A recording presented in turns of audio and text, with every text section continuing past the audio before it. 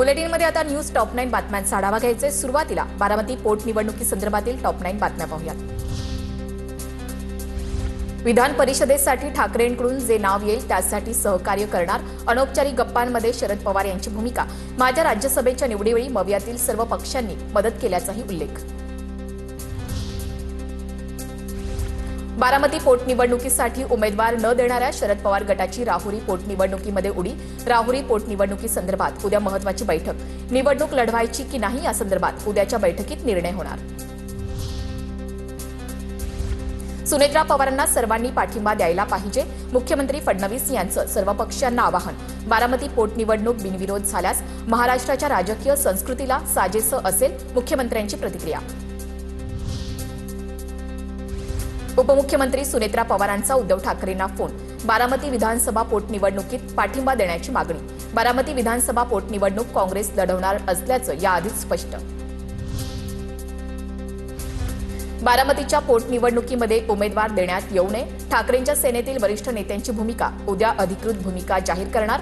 तर राहुरी पोटनिवडणुकीसाठी स्थानिक पदाधिकारी आग्रही।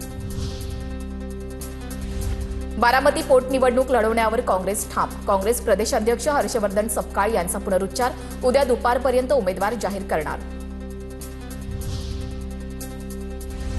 महायुती आणि महाविकास आघाडीतील सर्वच राजकीय पक्षांनी बारामतीची पोटनिवडणूक बिनविरोध व्हावी यासाठी सहकार्य करावं, सुनील तटकरे यांचं ट्विट करत आवाहन।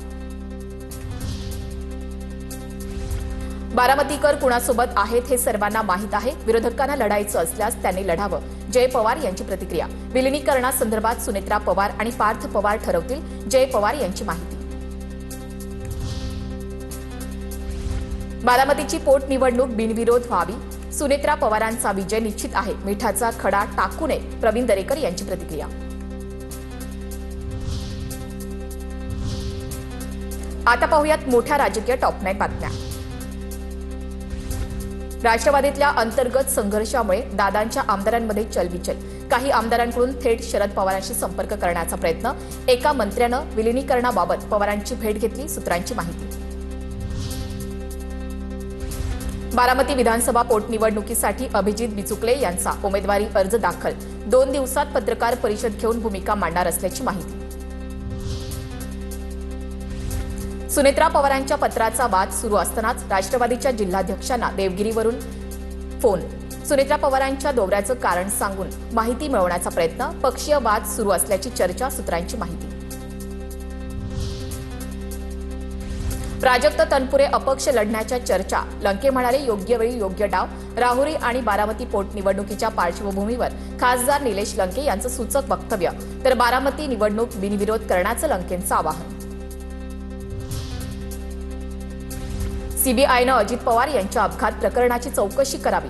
मुख्यमंत्र्यांनी अमित शाह यांना याबाबतचं पत्र दिलंय, रामदास आठवले यांची प्रतिक्रिया।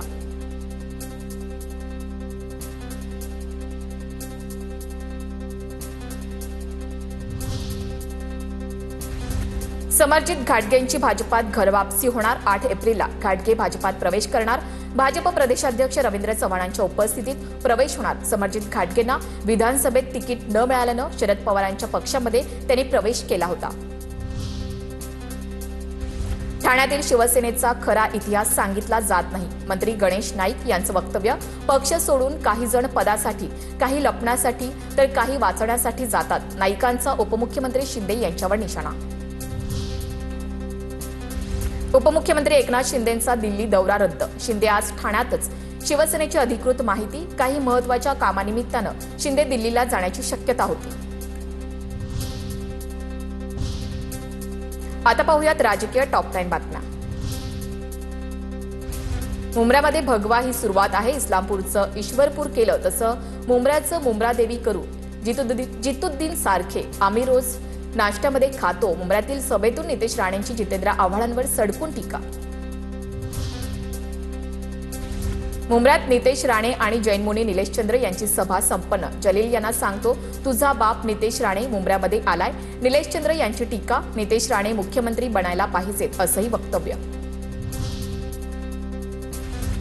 जैनमुनींनी काय बोलावं हा त्यांचा विषय आहे। छत्रपती शिवाजी महाराजांची तुलना कुणाशीच होऊ शकत नाही, नितेश राणे यांचं वक्तव्य। माईक दिसला की यांना फक्त हिरवा झेंडा दिसतो. इम्तियाज जलील यांची नितेश राणे यांच्यावर टीका. लोकप्रतिनिधींनी विकासाच्या मुद्द्यावर गॅस पुरवठ्यावर बोलावं, जलील यांची टीका. सध्याच्या काळात सरकारकडून दडपशाही सुरू, अशा परिस्थितीत संयम राखणं आवश्यक. विरोधकांना संधी मिळेल असं कोणतंही कृत्य करू नका. गुन्हा दाखल झाल्यानंतर बच्चू कडूंची फेसबुकवर पोस्ट. अर्जेंटिनातील महापौर मारिओ अल्बर्टो इशी आणि मुंबईचे उपमहापौर संजय घाडी यांची सदिच्छा भेट.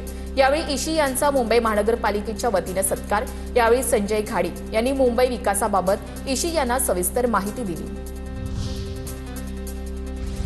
केरळमध्ये काँग्रेस खासदार शशी थरूर यांच्या ताफ्यावर हल्ला. निवडणूक प्रचारावेळी भर रस्त्यात गाडी अडवून सुरक्षा रक्षकाला मारहाण. पोलिसांनी कारवाई करत 2 जणांना ताब्यामध्ये घेतलं. कालपासून माझ्या विरोधात आपकडून सुनियोजित मोहीम सुरू. सर्वांची भाषा, शब्द आणि आरोप एकच. हा योगायोग नाही. आपच्या राघव चड्ढा यांची प्रतिक्रिया. आपकडून माझ्या विरोधात ठरवून हल्ला सुरू असल्याचाही आरोप.